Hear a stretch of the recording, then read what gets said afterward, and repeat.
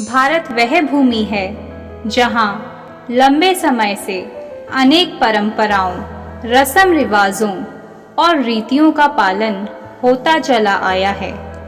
भारतीय धर्म के अनुसार प्रकृति में उपस्थित प्रत्येक चीज विशेष और महत्वपूर्ण होती है, फिर चाहे वह कोई पक्षी हो, पेड़ हो, जानवर हो, जल हो या फिर वायु हो। वेदों और पुराणों में ऐसा कहा गया है कि पशु और पक्षियों को भोजन कराने से ग्रह दोष दूर होते हैं और पुण्य कर्मों में वृद्धि होती है। भारतीय धर्म में पशु और पक्षियों को देवी देवताओं के वाहनों के रूप में भी देखा जाता है, इसलिए उनको खाना खिलाना हमारे लिए लाभदायक बताया गया है और हमें पापों से मुक्त भी करता है। उन्हीं में से एक महत्वपूर्ण पक्षी है कौवा। कौओं को दुनिया के सबसे बुद्धिमान पक्षी के रूप में भी देखा जाता है, क्योंकि एक अध्ययन यह बताता है कि कैसे कौवा एक व्यवस्थित तरीके से अपने बच्चों को पालता है। कौओं का एक विशेष गुण उनकी एकता भी है। कौए अपनी एकता के लिए जाने जाते हैं। कौओं को जब भी कुछ खाने को दिया जाता है तो वे सदैव एक झुंड में आते हैं और साथ खाते हैं। इतना ही नहीं, यदि किसी दिन किसी कौए की मृत्यु हो जाती है तो उस दिन उसका कोई साथी भोजन नहीं करता है। भारतीय धर्म में कौओं का विशेष महत्व है। भारत में कौए आसानी से कहीं भी देखे जा सकते हैं। कौए को अतिथि आगमन का सूचक और पितरों का आश्रय स्थल माना जाता है। पुराणों की एक कथा के अनुसार इस पक्षी ने अमृत का स्वाद चख लिया था, इसलिए मान्यता के अनुसार इस पक्षी की कभी स्वाभाविक मृत्यु नहीं होती। कोई बीमारी एवं वृद्धावस्था में भी इसकी मृत्यु नहीं होती। इसकी मृत्यु आकस्मिक रूप से ही होती है।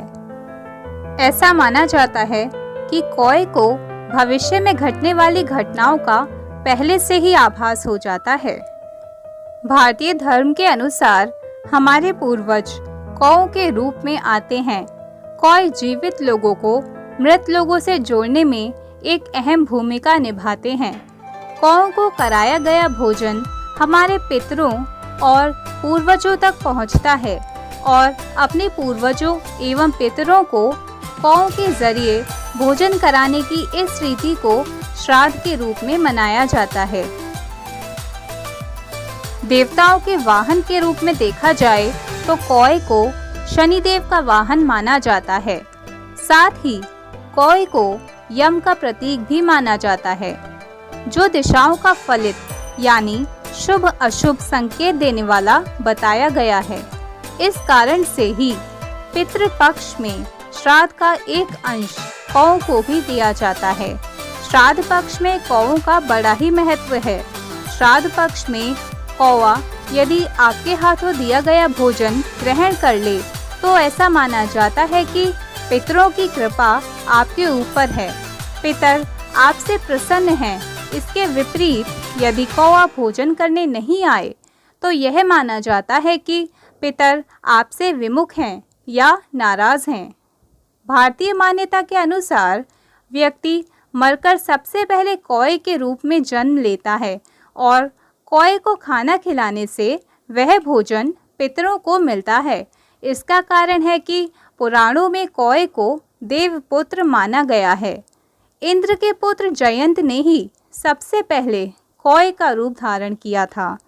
यह कथा त्रेता युग की है, जब भगवान श्री राम ने अवतार लिया और जयंत ने कौए का रूप धारण कर माता सीता के पैर में चोंच मारी थी। तब भगवान श्री राम ने माता सीता को पीड़ा में देख तिनके का बाण चलाकर जयंत की आंख फोड़ दी थी।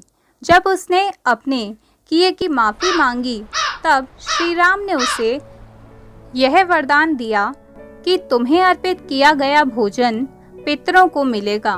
तभी से श्राद्ध में कौओं को भोजन कराने की परंपरा चली आ रही है। यही कारण है कि श्राद्ध पक्ष में कौओं को ही पहले आमंत्रित करके भोजन कराया जाता है। तो आज के लिए बस इतना ही। अगर आपको ये वीडियो पसंद आई तो वीडियो को लाइक कीजिए और शेयर कीजिए। साथ ही हमारे चैनल को सब्सक्राइब कीजिए। धन्यवाद।